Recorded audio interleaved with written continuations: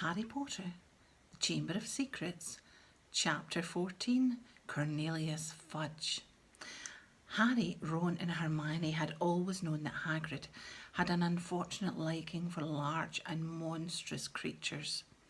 During their first year at Hogwarts, he had tried to raise a dragon in his little wooden house, and it would be a long time before they forgot the giant three-headed dog that he'd called Fluffy.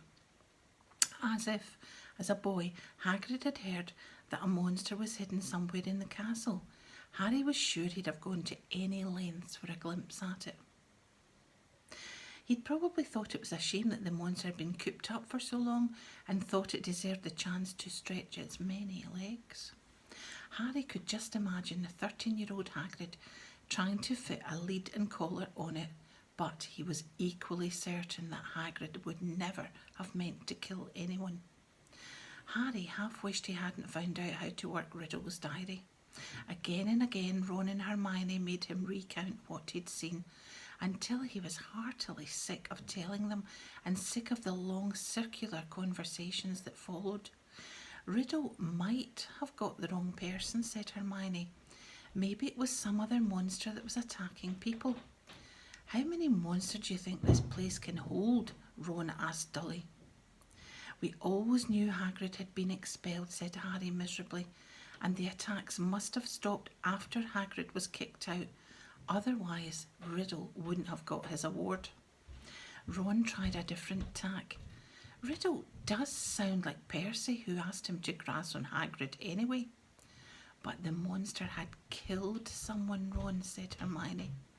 And Riddle was going to go back to some muggle orphanage if they closed Hogwarts, said Harry. I don't blame him for wanting to stay here. Ron bit his lip and then said tentatively, You met Hagrid down Knockturn Alley, didn't you, Harry? He was buying a flesh-eating slug repellent, said Harry quickly. The three of them fell silent. After a long pause, Hermione voiced the naughtiest question of all in a hesitant voice. Do you think we should go and ask Hagrid about it all? That'd be a cheerful visit, said Ron. Hello, Hagrid, tell us, have you been setting anything mad and hairy loose in the castle lately? In the end, they decided that they wouldn't say anything to Hagrid unless there was another attack. And as more and more days went by with no whisper from the disembodied voice, they became hopeful that they would never need to talk to him about why he had been expelled. It was now nearly 4 months since Justin and nearly Headless Nick had been petrified, and nearly everybody seemed to think the attacker, whoever it was, had retired for good. Peeves had finally got bored of his "O Potter, you rotter" song. Ernie Macmillan asked Harry quite politely to pass a bucket of leaping toadstools in herbology one day, and in March several of the mandrakes threw a loud and raucous party in Greenhouse 3. This made Professor Sprout very happy. The moment they start to move into each other's pots, we'll know they're fully mature, she told Harry. Then we'll be able to revive those poor people in the hospital wing. The second years were given something new to think about during their Easter holidays. The time had come to choose their subjects for the third year, a matter that Hermione at least took very seriously. It could affect her whole future, she told Harry and Ron as they pored over lists of new subjects, marking them with ticks. I just want to give up potions, said Harry. We can't, said Ron gloomily. We keep all our old subjects, or I'd have ditched defence against the dark arts. But that's very important, said Hermione, shocked. Not the way Lockhart teaches it, said Ron. I haven't learned anything from him except not to set pixies loose. Neville Longbottom had been sent letters from all the witches and wizards in his family, all giving him different advice on what to choose. Confused and worried, he sat reading the subject lists with his tongue poking out, asking people where they thought arithmetic sounded more difficult than study of ancient runes. Dean Thomas, who, like Harry, had grown up with muggles, ended up closing his eyes, jabbing his wand at the list and picking the subjects it landed on. Hermione took nobody's advice but signed up for everything. Harry smiled grimly to himself at the thought of what Uncle Vernon and Aunt Petunia would say if he tried to discuss his career in wizardry with them. Not that he didn't get any guidance. Percy Weasley was eager to share his experience. "Depends on where you want to go, Harry," he said. "It's never too early to think about the future, so I'd recommend divination. People say Muggle studies is a soft option, but I personally think wizards should have a thorough understanding of the non-magical community, particularly if they're thinking of working in close contact with them. Look at my father. He has to deal with Muggle business all the time. My brother Charlie was always more of an outdoor type, so he went for care of magical creatures. Play to your strengths, Harry." But the only thing Harry felt he was really good at was Quidditch. In the end, he chose the same subjects as Ron, feeling that if he was rubbish at them, at least he'd have someone friendly to help him. Gryffindor's next Quidditch match would be against Hufflepuff. Wood was insisting on team practices every night after dinner, so that Harry barely had any time for anything but Quidditch and homework. However, the training sessions were getting better, or at least drier, and the evening before Saturday's match, he went up to his dormitory to drop off his broomstick, feeling Gryffindor's chances for the Quidditch Cup had never been better. But his cheerful mood didn't last long. At the top of the stairs to the dormitory, he met Neville Longbottom, who was looking frantic. "Harry, I don't know who did it. I just found..." Watching Harry fearfully, Neville pushed open the door. The contents of Harry's trunk had been thrown everywhere. His cloak lay ripped on the floor. The bedclothes had been pulled off his four-poster, and the drawer had been pulled out of his bedside cabinet, the contents strewn all over the mattress. Harry walked over to the bed, open-mouthed, treading on a few loose pages of Travels with Trolls. As he and Neville pulled the blankets back onto his bed, Ron, Dean and Seamus came in. Dean swore loudly. "What happened, Harry?" "No idea," said Harry, but Ron was examining Harry's robes. All the pockets were hanging out. "Someone's been looking for something," said Ron. "Is there anything missing?" Harry started to pick up all his things and throw them into his trunk. It was only as he threw the last of the Lockhart books back into it that he realised what wasn't there. "Riddle's diary's gone," he said in an undertone to Ron. "What?" Harry jerked his head towards the dormitory door, and Ron followed him out. They hurried back down to the Gryffindor common room, which was half empty, and joined Hermione, who was sitting alone reading a book called Ancient Runes Made Easy. Hermione looked aghast at the news. "But only a Gryffindor could have stolen. Nobody else knows our password." "Exactly," said Harry. They woke next day to brilliant sunshine and a light, refreshing breeze. "Perfect Quidditch conditions," said Wood enthusiastically at the Gryffindor table, loading the team's plates with scrambled eggs. "Harry, buck up there. You need a decent breakfast." Harry had been staring down the packed Gryffindor table, wondering if the new owner of Riddle's diary was right in front of his eyes. Hermione had been urging him to report the robbery, but Harry didn't like the idea. He'd have to tell a teacher all about the diary and how many people knew why Hagrid had been expelled 50 years ago. He didn't want to be the one who brought it all up again. As he left the Great Hall with Ron and Hermione to go and collect his Quidditch things, another very serious worry was added to Harry's growing list. He had just set foot on the marble staircase when he heard it yet again. "Kill this time. Let me rip. Tear." He shouted aloud, and Ron and Hermione both jumped away from him in alarm. "That voice," said Harry, looking over his shoulder. "I just heard it again. Didn't you?" Ron shook his head. Wide-eyed Hermione, however, clapped a hand to her forehead. "Harry, I think I've just understood something. I've got to go to the library." and she sprinted away up the stairs.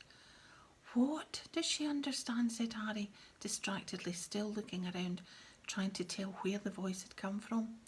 Loads more than I do, said Ron, shaking his head. But why's she got to go to the library? Because that's what Hermione does, said Ron, shrugging.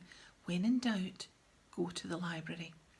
Harry stood irresolute, trying to catch the voice again. But people were now emerging from the great hall behind him, talking loudly, exiting through the front doors on their way to the Quidditch pitch. You'd better get moving, said Ron. It's nearly 11. The match. Harry raced up to Gryffindor Tower, collected his Nimbus 2000 and joined the large crowd swarming across the grounds. But his mind was still in the castle, along with the bodiless voice, and as he pulled on his scarlet robes in the changing room, his only comfort was that everyone was now outside, watching the game. The teams walked onto the pitch to tumultuous applause. Oliver Wood took off for a warm-up flight around the goalposts. Madam Hooch released the balls. The Hufflepuffs, who played in canary yellow, were standing in a huddle, having last-minute discussion of tactics. Harry was just mounting his broom when Professor McGonagall came half marching, half running across the pitch, carrying an enormous purple megaphone. Harry's heart dropped like a stone. This match has been cancelled, Professor McGonagall called through the megaphone, addressing the packed stadium. There were boos and shouts. Oliver Wood, looking devastated, ran and towards Professor McGonagall without getting off his broomstick. But Professor, he shouted, we've got to play the cup, Gryffindor. Professor McGonagall ignored him and continued to shout through her megaphone. All students are to make their way back to the house common rooms, where their head of houses will give them further information. As quickly as you can, please. Then she lowered the megaphone and beckoned Harry over to her. Potter, I think you'd better come with me. Wondering how she could possibly suspect him this time, Harry saw Ron detach himself from the complaining crowds. He came running up to them as they set off towards the castle. To Harry's surprise, Professor McGonagall didn't object. Yes, perhaps you'd better come too, Weasley. Some of the students swarming around them were grumbling about the match being cancelled. Others looked worried. Harry and Ron followed Professor McGonagall back into the school and up the marble staircase, but they weren't taken to anybody's office this time. This will be a bit of a shock, said Professor McGonagall in a surprisingly gentle voice as they approached the hospital wing. There has been another attack, another double attack. Harry's insides did a horrible somersault. Professor McGonagall pushed the door open and he and Ron entered. Madame Pomfrey was bending over a sixth-year girl with long curly hair. Harry recognised her as the Ravenclaw they'd accidentally asked for directions to the Slytherin common room, and on the bed next to her was Hermione. Ron groaned. Hermione lay utterly still, her eyes open and glassy. They were found near the library, said Professor McGonagall. I don't suppose either of you can explain this. It was on the floor next to them. She was holding up a small circular mirror. Harry and Ron shook their heads, both staring at Hermione. I will escort you back to Gryffindor Tower, said Professor McGonagall heavily. I need to address the students in any case. All students will return to their house common rooms by 6 o'clock in the evening. No student is to leave the dormitories after that time. You will be escorted to each lesson by a teacher. No student is to use the bathroom unaccompanied by a teacher. All further Quidditch training and matches are to be postponed. There will be no more evening activities. The Gryffindors packed inside the common room listened to Professor McGonagall in silence. She rolled up the parchment from which she had been reading and said in a somewhat choked voice, I need hardly add that I have rarely been so distressed. It is likely that the school will be closed unless the culprit behind these attacks is caught. I would urge anyone who thinks they might know anything about them to come forward. She climbed somewhat awkwardly out of the portrait hole, and the Gryffindors began talking immediately. That's 2 Gryffindors down, not counting a Gryffindor ghost, 1 Ravenclaw and 1 Hufflepuff, said the Weasley twins' friend Lee Jordan, counting on his fingers. Haven't any of the teachers noticed that the Slytherins are all safe? Isn't it obvious all this stuff's coming from Slytherin? The heir of Slytherin, the monster of Slytherin. Why didn't they just chuck all the Slytherins out? He roared, to nods and scattered applause. Percy Weasley was sitting in a chair behind Lee, but for once he didn't seem too keen to make his views heard. He was looking pale and stunned. Percy's in shock, George told Harry quietly. That Ravenclaw girl, Penelope Clearwater, she's a prefect. I don't think he thought the monster would dare attack a prefect. But Harry was only half listening. He didn't seem to be able to get rid of the picture of Hermione lying on the hospital bed as though carved out of stone, and if the culprit wasn't caught soon, he was looking at a lifetime back with the Dursleys. Tom Riddle had turned Hagrid in because he was faced with the prospect of a Muggle orphanage if the school closed. Harry now knew exactly how he had felt. What are we going to do? Said Ron quietly in Harry's ear. Do you think they suspect Hagrid? We've got to go and talk to him, said Harry, making up his mind. I can't believe it's him this time, but if he set the monster loose last time, he'll know how to get in the Chamber of Secrets, and that's a start. But Professor McGonagall said we've got to stay in our tower unless we're in class. I think, said Harry more quietly still, it's time to get my dad's old cloak out again. Harry had inherited just one thing from his father, a long and silvery invisibility cloak. It was their only chance of sneaking out of the school to visit Hagrid without anyone knowing about it.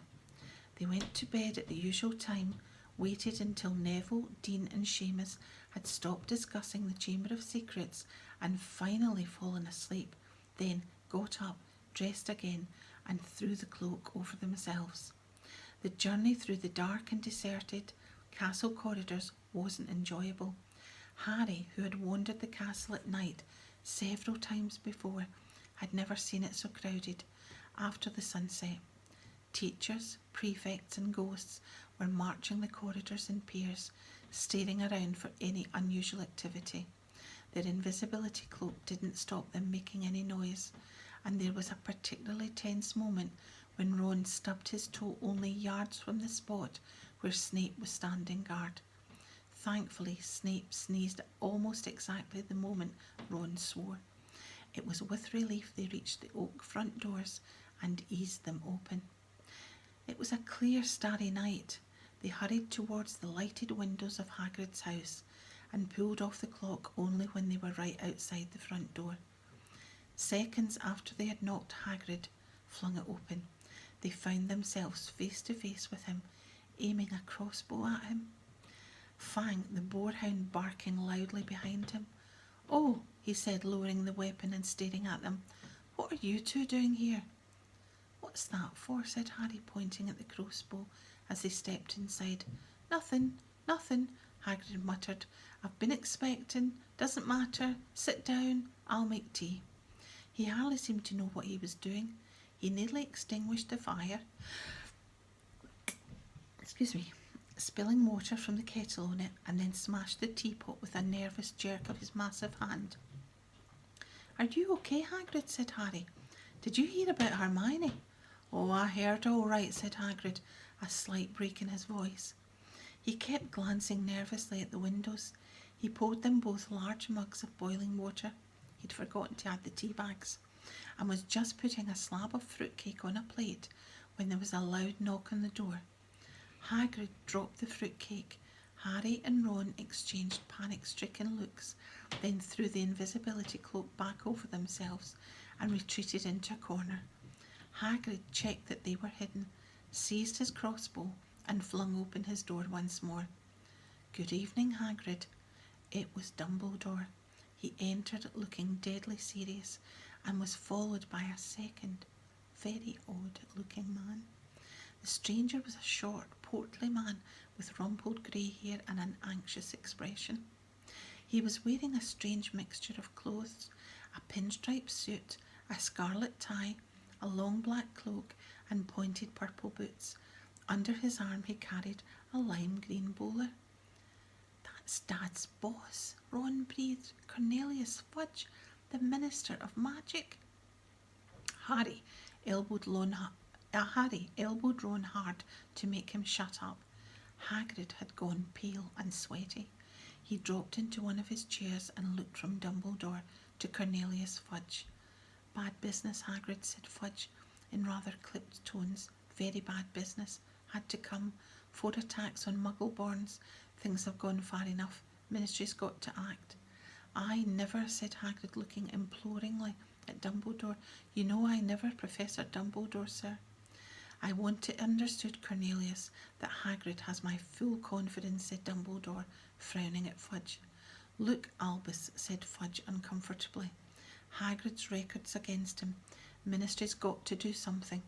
The school governors have been in touch. Yet again, Cornelius, I tell you that taking Hagrid away will not help in the slightest, said Dumbledore. His blue eyes were full of a fire Harry had never seen before. Look at it from my point of view, said Fudge, fidgeting with his bowler. I'm under a lot of pressure. Got to be seen to be doing something. If it turns out it wasn't Hagrid, he'll be back and no more said. But I've got to take him. Got to. Wouldn't be doing my duty. Take me, said Hagrid, who was trembling. Take me where? For a short stretch only, said Fudge, not meeting Hagrid's eyes. Not a punishment, Hagrid, more a precaution. If someone else is caught, you'll be let out with a full apology. No Azkaban, croaked Hagrid. Before Fudge could answer, there was another loud rap on the door. Dumbledore answered it. It was Harry's turn for an elbow in the ribs. He'd let an audible gasp. Mr. Lucius Malfoy strode into Hagrid's hut, swathed in a long black travelling cloak, smiling a cold and satisfied smile. Fang began to growl.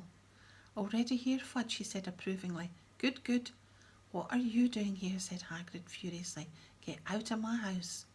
My dear man, please believe me, I have no pleasure at all in being inside your do you call this a house?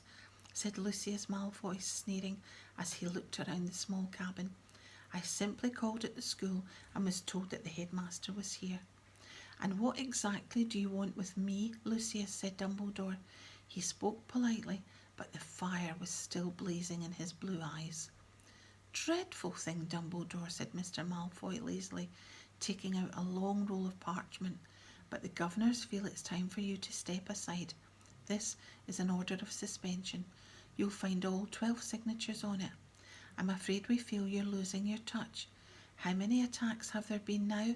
2 more this afternoon, wasn't it? At this rate, there'll be no Muggleborns left at Hogwarts, and we know what an awful loss that would be to the school. Oh, now see here, Lucius, said Fudge, looking alarmed. Dumbledore suspended? No, no, last thing we want now. The appointment or suspension of the headmaster is a matter for the governors, Fudge, said Mr. Malfoy smoothly, and as Dumbledore has failed to stop these attacks. Now look here, Lucius, if Dumbledore can't stop them, said Fudge, whose upper lip was sweating now, I mean to say, who can? That remains to be seen, said Mr. Malfoy, with a nasty smile. But as all 12 of us have voted, Hagrid leapt to his feet, his shaggy black head grazing the ceiling. And how many did you have to threaten and blackmail before they agreed, Malfoy, eh? He roared. Dear, you know that temper of yours will lead you into trouble one of these days, Hagrid, said Mr. Malfoy. I would advise you not to shout at the Azkaban guards like that. They won't like it at all. You can take Dumbledore, yelled Hagrid, making Fang the boarhound cower and whimper. Take him away and the Muggleborns won't stand a chance. There'll be killings next. Calm yourself, Hagrid, said Dumbledore sharply. He looked at Lucius Malfoy. If the governors want my removal, Lucius, I shall of course step aside. But, stuttered Fudge. No, growled Hagrid. Dumbledore had not taken his bright blue eyes off Lucius Malfoy's cold grey ones. However, said Dumbledore, speaking very slowly and clearly so that none of them could miss a word, you will find that I will only truly have left this school when none here are loyal to me. You will also find that help will always be given at Hogwarts to those who ask for it. For a second, Harry was almost sure that Dumbledore's eyes flickered towards the corner where he and Ron stood hidden. Admirable sentiment, said Malfoy, bowing. We shall all miss your highly individual way of running things, Albus, and only hope that your successor will manage to prevent anything. Killings. He strode to the cabin door, opened it, and bowed Dumbledore out. Fudge, fiddling with his bowler, waited for Hagrid to go ahead of him. But Hagrid stood his ground, took a deep breath, and said carefully, if anyone wanted to find out some stuff, all they'd have to do would be to follow the spiders. That'd lead them right, that's all I'm saying. Fudge stared at him in amazement. All right, I'm coming, said Hagrid, pulling on his moleskin overcoat. But as he was about to follow Fudge through the door, he stopped again and said loudly, and someone'll need to feed Fang while I'm away. The door banged shut and Ron pulled the invisibility cloak off. We're in trouble now, he said hoarsely. No Dumbledore, they might as well close the school tonight. There'll be an attack a day with him gone. Fang started howling, scratching at the closed door.